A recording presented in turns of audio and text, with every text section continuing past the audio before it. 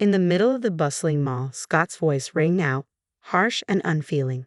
Look at how adorable our child is. Takes after me, doesn't he? And we've got another one on the way.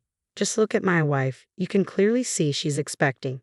But you must be tough being barren and useless.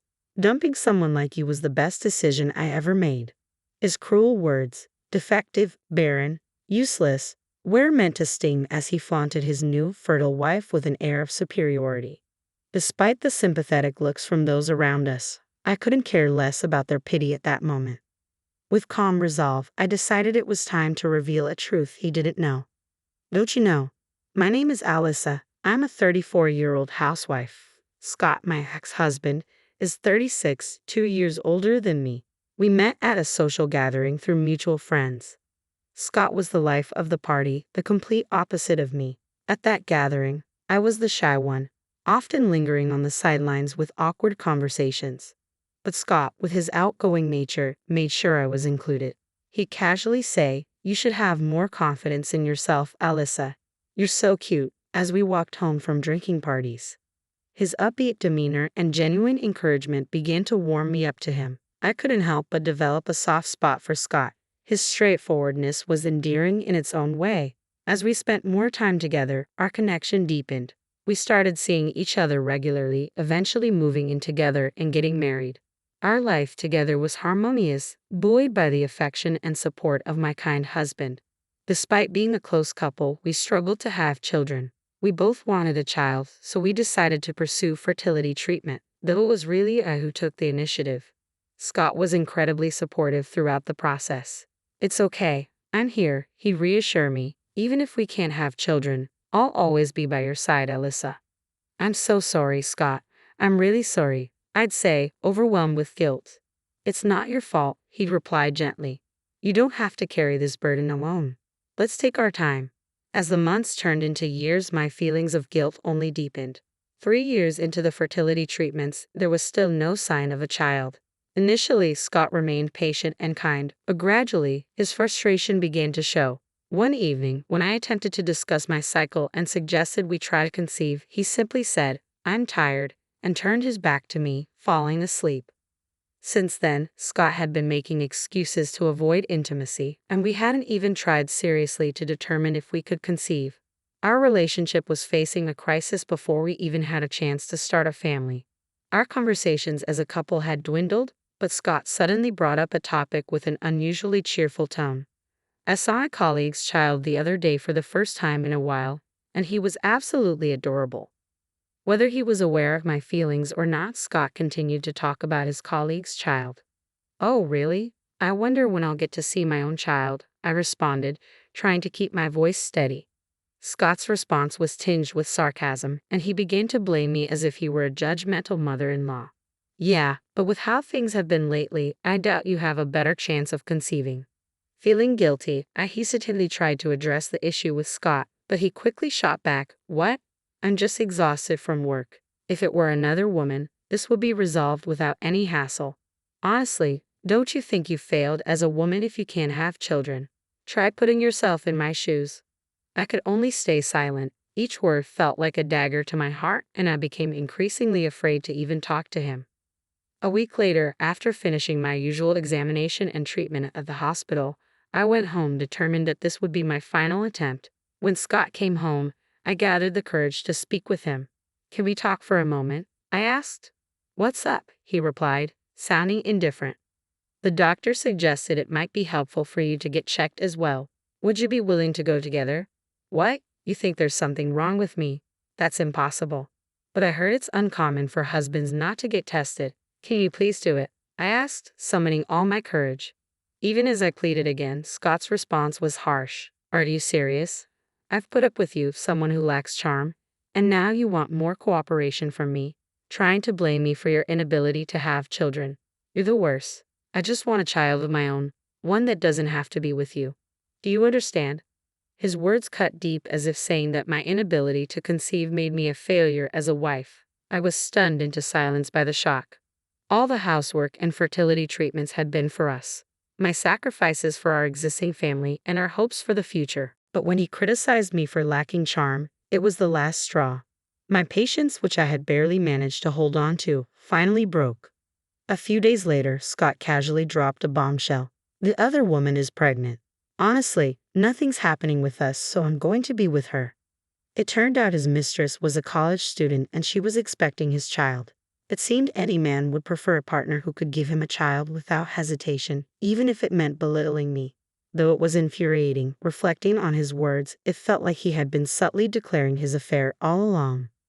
With a mix of resignation and clarity, I signed the divorce papers Scott had left on the table and submitted them to City Hall. The day after the divorce was finalized, I could have sought damages for Scott's infidelity, but I was still troubled by the childless aspect of our marriage. After consulting with a lawyer, I decided to forego claiming damages in exchange for Scott agreeing to undergo a fertility test. It was my way of getting some measure of retribution.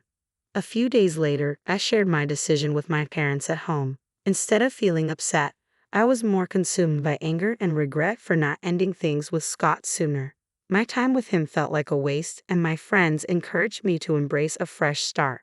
2 years after the divorce, I ran into Scott while shopping at a mall. He was with his new wife, a former college student, and their child. Given that we lived in the countryside, it wasn't surprising to run into each other in a place like this. "Oh, it's been a while. How are you?" Scott said, attempting a casual tone. "Hi," I responded, feeling a mix of emotions. Scott greeted me with a smirk and a condescending attitude, clearly reveling in his new life while flaunting his success. "Look at our kid. So adorable, right? He takes after me. And we're expecting another one too. Just look at my wife. It's obvious she's pregnant. But you. Must be tough being barren and useless. Ending things with someone like you was the best decision I ever made." His words, loud and demeaning, rang through them all. He took pleasure in boasting about his fertile new wife while insulting me as defective, childless, and a failure. Though people around us cast sympathetic glances, I barely noticed. With a deep breath, I decided to deliver a dose of revenge to my ex-husband. "Well, it's great to see you've found happiness with your new wife and child. But tell me, Scott, how does that reflect on you?" "What? What are you talking about?" Scott asked, clearly confused. "Don't you remember? You agreed to undergo a fertility test instead of pursuing damages. The results are in, and it turns out you were the one who needed fertility treatment, not me. I'm perfectly fine and fertile." "No way. This has to be a joke," Scott stammered, his confidence shaken. "It's the truth," I said calmly, leaning in to whisper in his ear. "If you think it's a lie, why not get a DNA test done on your child? Best of luck with your new family." Panicking, Scott abruptly left me and confronted his wife. From a distance, I heard him shouting accusations like, "You deceived me." Not wanting to escalate the situation further, I gave a brief wave and walked away. After the divorce, my heart had felt heavy and clouded, but the truth brought an immediate sense of clarity. I later learned that the children his wife had given birth to, as well as the one she was expecting, were not Scott's. She had a main partner, the true father of the children, but had married Scott for financial security rather than love. Once it was revealed that the children weren't his, Scott's anger grew, and their marriage quickly deteriorated. His wife, who had never truly loved him, easily returned to the real father of her children. Scott, discarded and left alone, began calling me almost daily, professing his love and begging for reconciliation. He claimed, "I was just captivated by a younger woman, but now I'm clear-headed. You're the only one I truly love." The fact that he had abandoned me when I needed him most was a painful reality I couldn't ignore. His words couldn't erase the past or change my resolve. I was stunned and promptly blocked his number, determined not to revisit the hurtful past. At the time of the mall incident, I was happily remarried and enjoying a smooth sailing life with my new husband and our first child. I had known him from before our marriage. He was a representative from a client company I worked with in my previous job. We had first met in person at a dinner party, but since we had talked frequently over the phone for work, it felt less like a first meeting. Although we had kept in touch, we gradually lost contact after I left my job. Years later, I unexpectedly ran into him in town. He confessed that he had harbored feelings for me when he learned I was getting married but never expressed them. As we started seeing each other again, I found myself drawn to him. Our connection quickly deepened, leading us to marriage. He embraced me completely, even acknowledging the difficulties of my previous marriage. He reassured me with, "You can tell me everything, it's okay. Before we were married, he accompanied me to the hospital for a fertility test, an act that filled me with an unprecedented sense of love and support. I felt truly blessed to have welcomed my first child with a husband who cares deeply for me. A few years later, Scott, who had lost touch and couldn't let go, began showing up around my neighborhood. One day, as I was about to take our child, who had just begun walking, to the park, I spotted Scott. No way, I thought, seeing his shocked reaction to our child. Scott seemed unable to accept the truth of his infertility and was still under the mistaken belief that I was the one who was infertile. From that day on, whenever he saw us, he began insisting that we weren't actually infertile and that the child must have been conceived before our divorce. Of course, that wasn't true.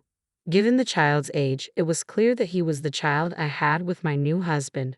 I had been ignoring Scott since we had no direct contact, but his persistent confrontations left me unsure of how to handle the situation. My husband took charge and said firmly, "This child is ours, genuinely. I had a DNA test done because you kept stalking us. Here's the proof. Please stay away from our home." He handed the results to Scott, effectively driving him away. I felt a pang of guilt for causing trouble for my family, as Scott had no place in our current lives. But after sending Scott away, my husband silently held my hand and our child's hand. Though no words were spoken, his support was more than enough. Once our child started attending daycare, Scott, unable to get near our house, began loitering around the daycare when my husband wasn't there. I stayed vigilant, and with the support of the Parents Association and daycare staff, we managed to keep things under control for a while. However, when Scott eventually forced his way into the daycare, we immediately reported him. His presence posed a threat to the children, and the police took him into custody. Despite being restrained by the officers, Scott continued to shout his baseless claim, "That's my child. What's wrong with visiting my own child? Let me go," creating a scene and causing confusion. Unfortunately, Scott's boss had a child attending the same daycare as mine, so the incident quickly became known. As a result, Scott was ostracized at work. He was given no tasks and spent his days idle. Despite this, he desperately tried to cling to his job, making increasingly unseemly excuses and shouting, "There's no way I'm infertile. I do have my own child." Ultimately, his outbursts led to his dismissal, as was to be expected.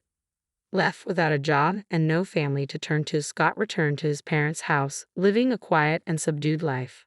However, rumors soon began to circulate among the neighbors about the man who had been involved in a police incident and had no children. He became the subject of scorn and was widely looked down upon. Without a job and unable to have children, finding a new partner was likely to be a challenge for Scott. The stigma of being childless hit him hard, leaving a deep wound. His parents, possibly concerned about the neighborhood's gossip, seemed to confine him at home, cutting off any remaining chance he had of starting a family. For us, the knowledge that Scott was essentially sidelined brought a sense of relief.